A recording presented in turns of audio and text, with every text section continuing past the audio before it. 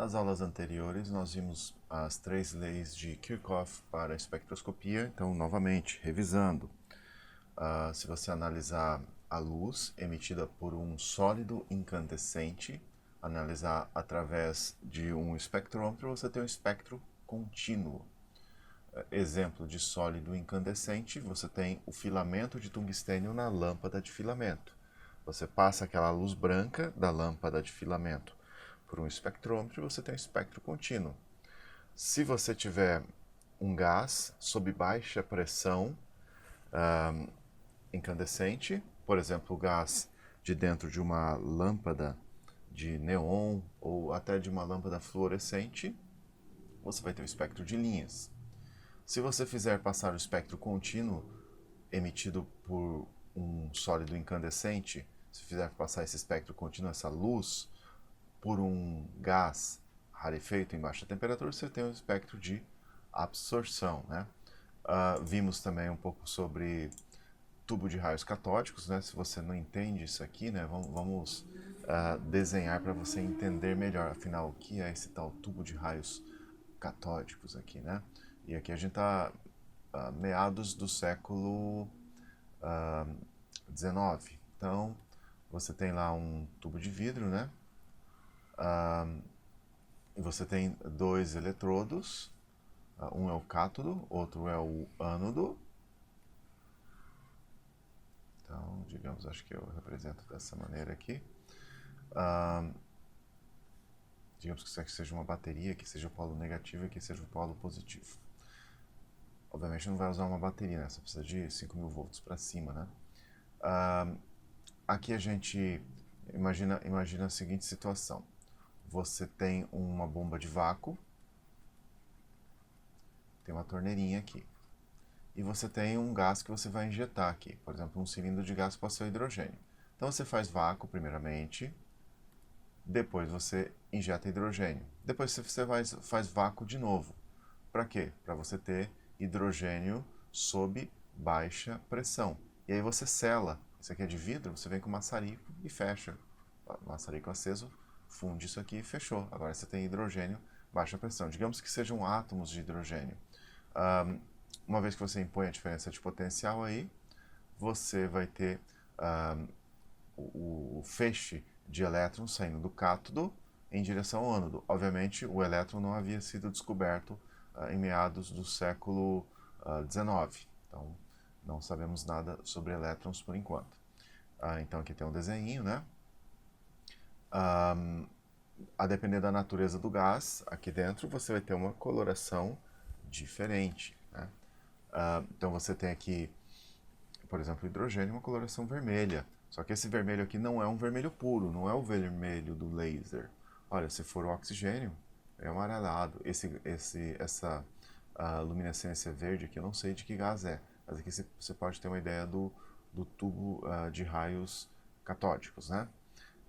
Já vimos essa figurinha aqui, uma lâmpada de hidrogênio, analisada por um espectrômetro. Então, a luz, que aqui foi mal desenhada, né, é vermelha, né, a luz do hidrogênio, entra no espectrômetro através de uma fenda. Tudo isso aqui vai estar no escuro e passa pelo prisma, e o prisma decompõe nas contribuições, né, nos comprimentos de onda aí, que fazem parte da emissão do hidrogênio. Basicamente, o que acontece para o hidrogênio emitir luz? Então, os elétrons atravessam o tubo, atravessam com velocidades altíssimas e vão colidindo com os átomos de hidrogênio.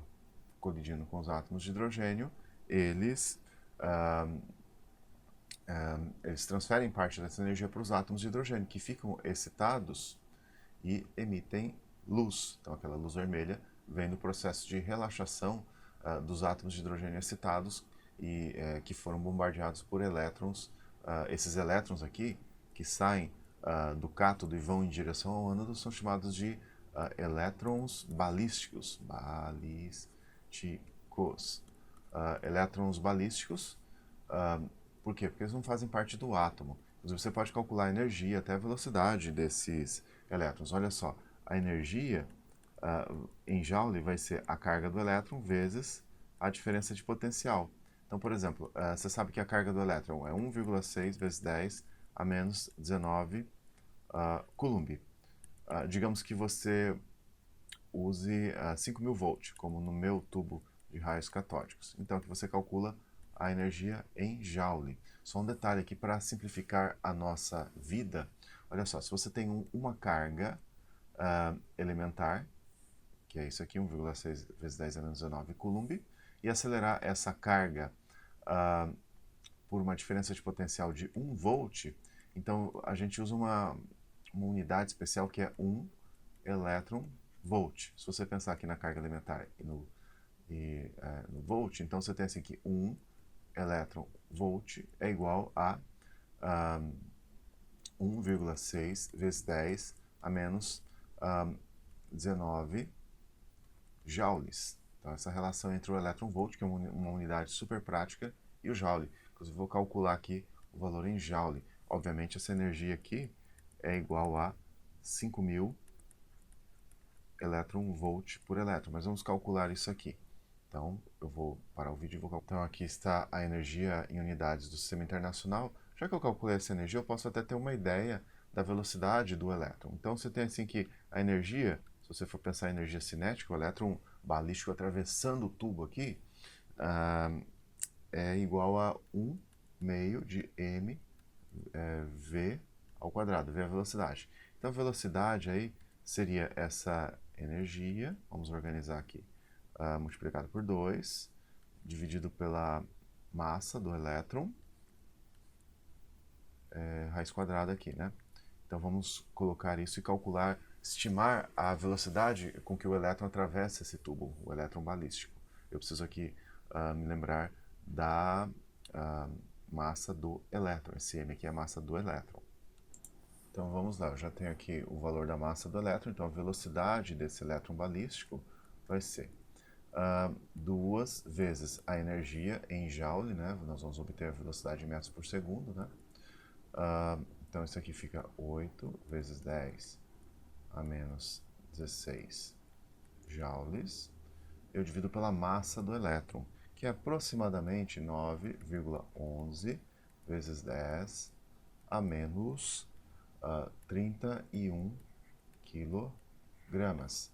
Eu preciso aqui tirar a raiz quadrada, né? Então elevado ao meio. Então vou fazer essa continha agora. Então, pelas minhas contas, se eu não tiver feito errado, isso ficou 41908. Eu não vou pôr em potência de 10 aqui nesse momento. 908, 373, 373. Eu não vou pôr o vírgula 21 aqui.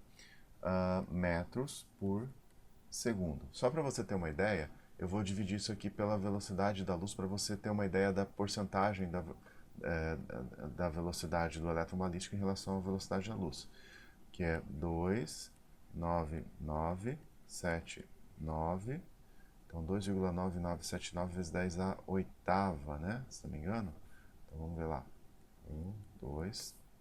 Aqui está a velocidade da luz, né? 2,9979 vezes 10 à oitava. Então, vamos ver aqui. 2,9979. 10 oitava. Então, aqui eu tenho 1, 2, 3, 4, 5, 6, 7, 8 metros por segundo. Então, eu vou dividir esse resultado aqui pela velocidade da luz, que está aí em vermelho, né? Então, eu divido isso por 2,9979,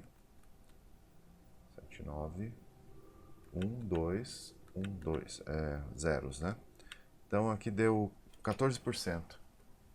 Então, lembrando que a velocidade da luz é a maior velocidade alcançável, né? Então, a velocidade do elétron balístico é de 14% de c. Então, isso aqui, c é a velocidade da luz, né? Isso aqui é c. C. Então, isso aqui é a velocidade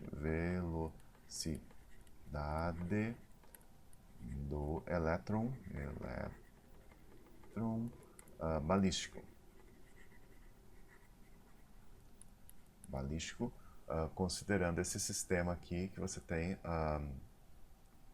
o tubo de raios catódicos, aqui está o tubo de raios catódicos, e os elétrons são acelerados a uma diferença de potencial de 5.000 volts. Então está aqui, né? Calculamos. Mas voltamos então à vaca fria, como se diz, ou à vaca morta, enfim. Tem uma expressão popular que trata disso, né? Então está aqui espectro de linha de hidrogênio, né? Então a luz emitida pelo hidrogênio é vermelha, mas não é um vermelho puro. Você analisando no espectrômetro, você tem essas linhas espectrais. Essa região escura aqui no filme fotográfico, você pode imaginar aqui o detector como um filme fotográfico. Essas regiões escuras no filme fotográfico são as regiões espectrais em que o hidrogênio não emite. Um dos pioneiros na medida das linhas espectrais do hidrogênio foi o Ångström, mas até onde eu saiba, na época do Ångström ainda não haviam os tubos de raios catódicos devidamente desenvolvidos. Embora eu já tenha visto, por exemplo, em aula do MIT,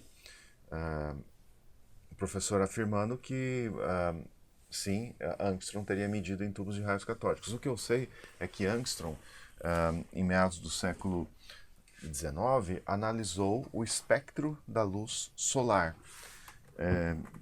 Sabe-se que no Sol tem muito hidrogênio, pela análise da luz, e ele teria catalogado essas linhas espectrais do hidrogênio.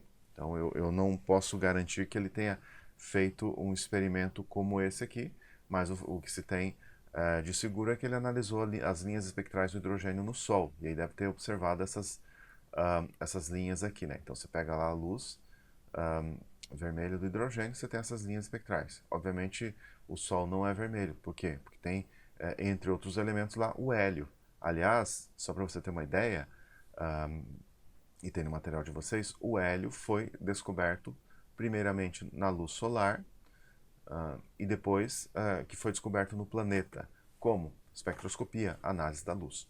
Bom, uma coisa importante aqui, ó, um gás incandescente emite raios luminosos do mesmo comprimento de onda daqueles que pode absorver. Então, isso nós explicamos na aula passada, né? Você tem aqui a emissão do hidrogênio e aqui você tem a absorção.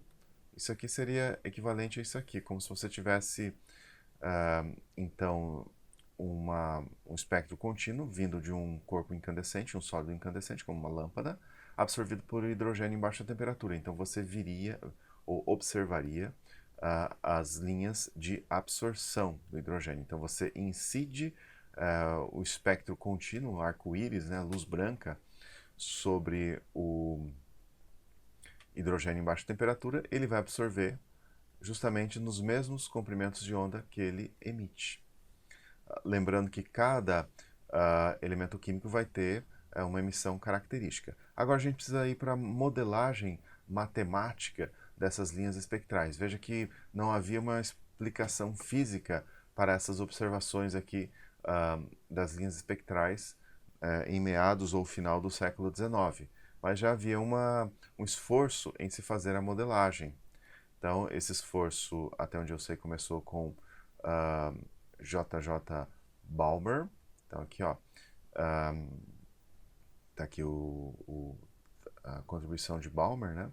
Então, Johann Balmer, aos 60 anos de idade, ele era um professor, se não me engano, professor de ensino médio, inclusive, professor de matemática, aos 60 anos de idade, propôs, analisando os resultados de Ångström, então ele é um professor suíço, é um suíço, professor de matemática, que teve acesso aos dados publicados por Ångström 30 anos antes sobre as emissões do hidrogênio.